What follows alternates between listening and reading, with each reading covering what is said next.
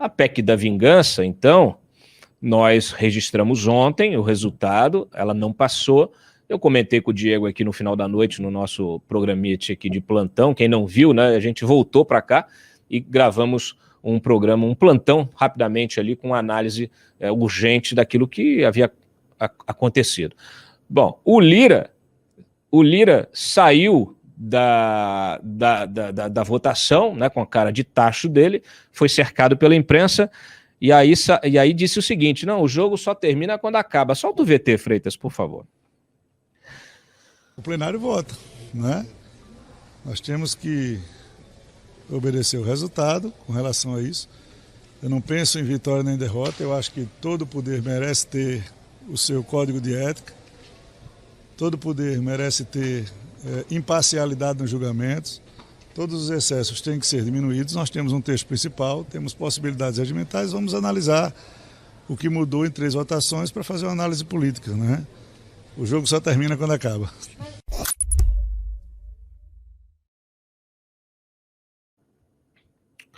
Bom, o Lira está querendo fazer o quê? Ele disse ontem, pouco antes de suspender e de encerrar a sessão, tipo assim, então já que o substitutivo do Paulo Magalhães foi rejeitado, então vamos reapreciar agora o texto original. Pera lá, diria o Ciro Gomes. Pera lá. No fim das contas, você é o mesmo texto. Faz parte do processo jurídico. Agora os caras estão tentando reinventar a roda. O sujeito apresenta a proposta e ela é relatada e ganha emendas, ganha novas, vamos dizer assim, ganha novos artigos, alguns são retirados, ela ganha uma nova versão. Essa versão ela é fruto do trabalho legislativo, mas uma coisa não é separada da outra. É o mesmo tema, a mesma lei, a mesma proposta. A proposta do Paulo Teixeira é a mesma que foi rejeitada ontem, apesar das mudanças sofridas no processo legislativo, que, aliás, foi um atropelo no processo legislativo, e aí, no caso, pelas mãos do relator, a partir das negociações que eles fizeram lá para tentar, inclusive, colocar o Ministério Público numa situação ainda pior, né? Então, assim, não vem com essa, ô Lira, tá? Você pode convencer o resto aí da imprensa comercial, o pessoal isentão, ingênuo, né? Aqui você não passa. A Constituição determina que proposta de emenda constitucional, uma vez apresentada e rejeitada, não pode ser reapresentada. Está lá no artigo 60, pode pôr, Freitas, por favor, o texto. Está justamente aí nessa matéria, mostrando que não pode reapresentar. Não pode reapresentar. Não sei onde foi parar a matéria. Estava na pauta aqui, mas é muito simples. O Lira não pode reapresentar a PEC. Então, o artigo 60, no seu parágrafo 5º, tá?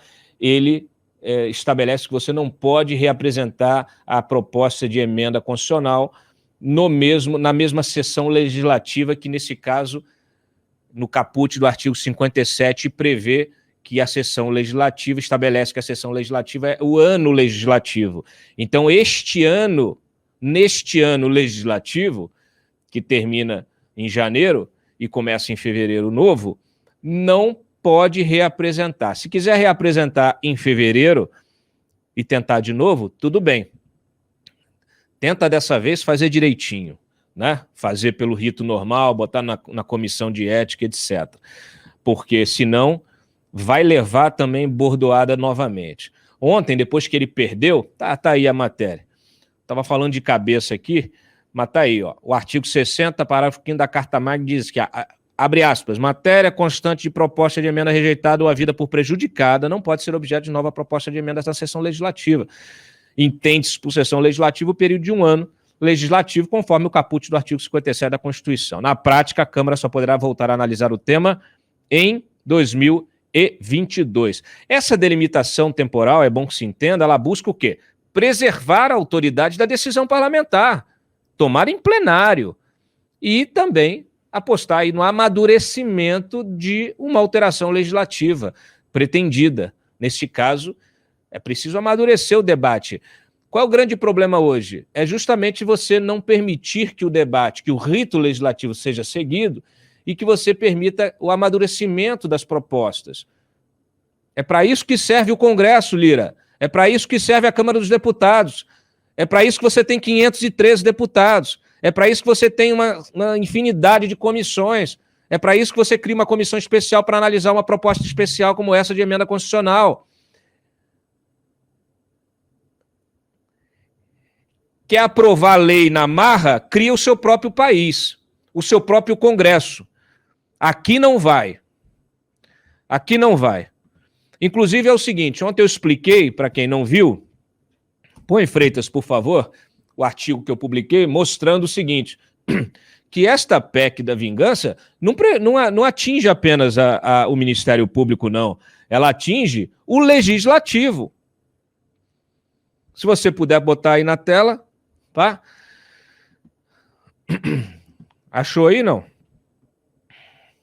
Não. É assim, ó. PEC, vingança, vê aí. Essa aí é porque a gente falou ontem.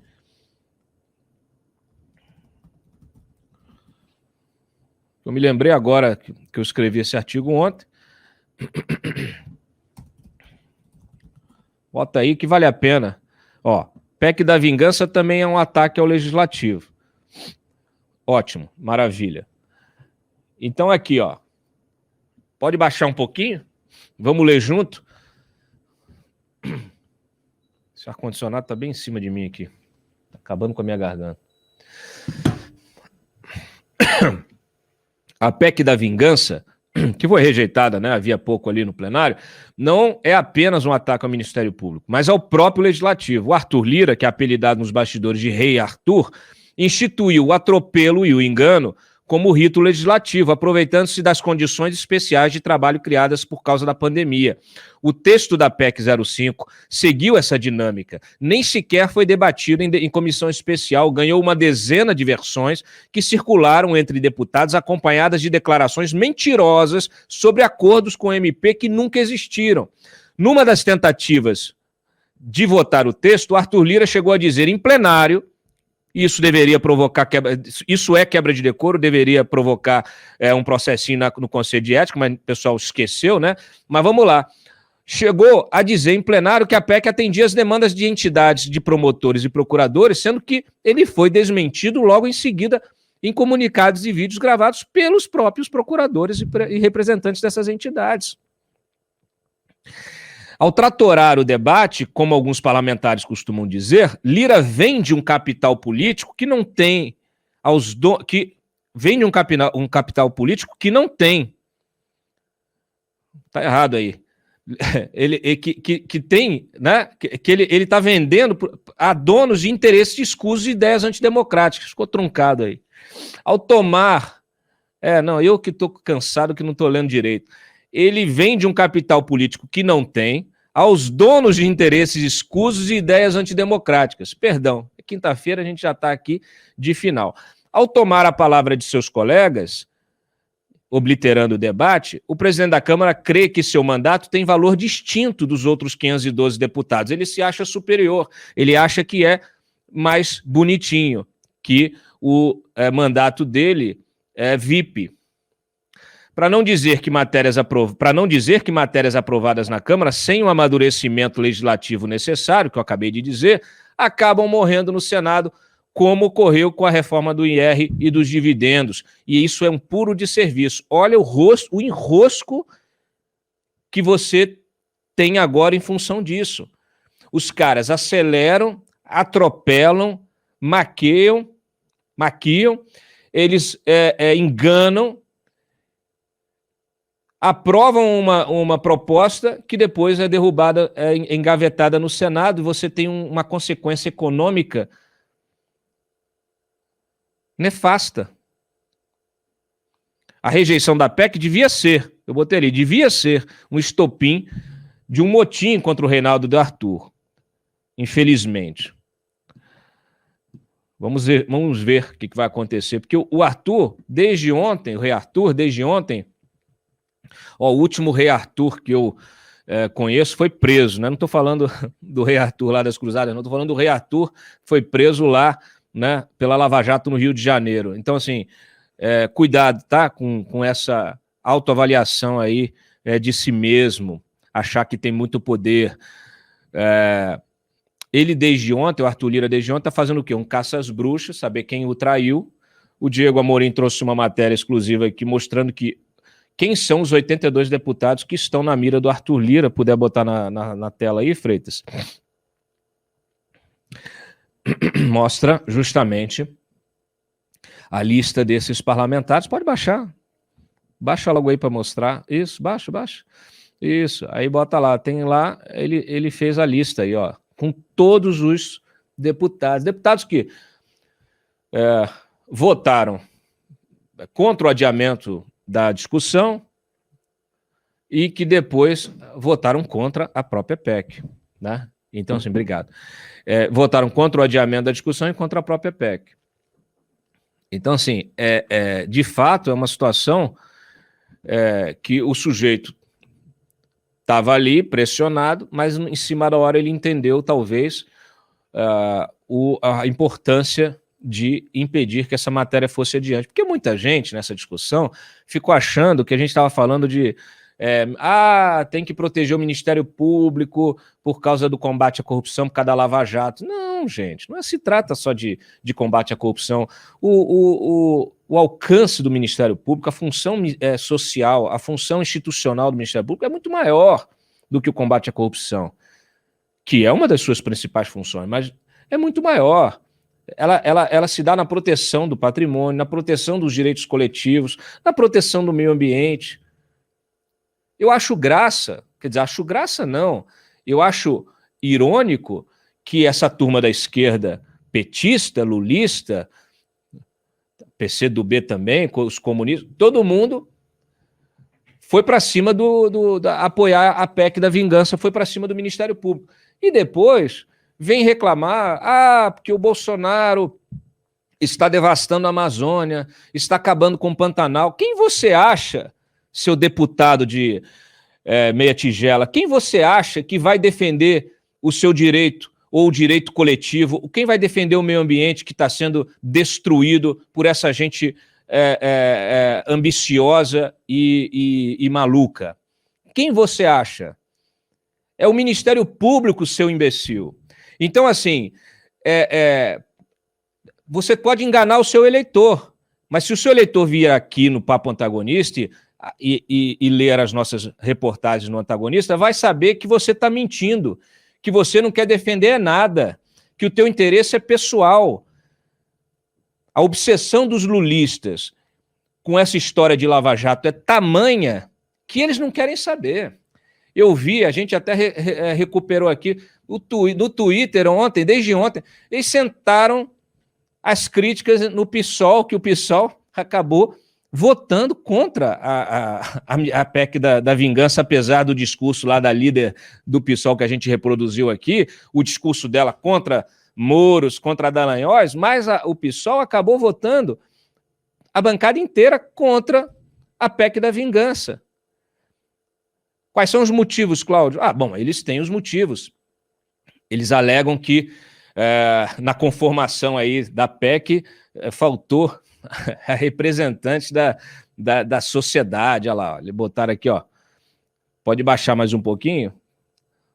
Ó, participação popular. Faltou participação popular. A gente sabe que não é só isso. A gente sabe que o PSOL está tentando ganhar espaço político nessa via lulista aí, dos candidatos. Inclusive o Boulos está disputando com Haddad. Então, assim, por motivos tortos, eles votaram sabiamente. Sabiamente. Porque também é uma gente que se diz progressista, mas que, como é que é? O Ministério Público está a serviço de quem? Mas tudo bem, pelo menos fizeram um trabalho aí que acabou colaborando com a rejeição da proposta. Aliás, nós fizemos um levantamento ao longo do dia que diz justamente, 5 deputados do PP peitaram o Lira na votação, né? Foram contra a orientação da bancada. O Podemos se dividiu também. Olha aí, Moro, abre o olho, hein? Não é a primeira vez. O Podemos rachou aqui na votação da PEC da vingança, tá?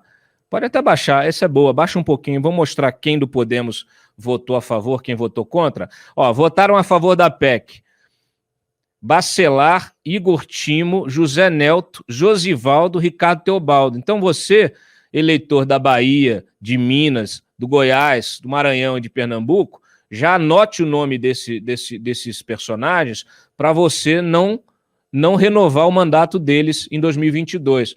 Votaram contra a PEC Diego Garcia, José Medeiros, Léo Moraes, Renata Abreu, Roberto de Lucena. Tá? É isso. O PSOL tentando aí sair dessa posição de linha auxiliar. Vamos ver se consegue.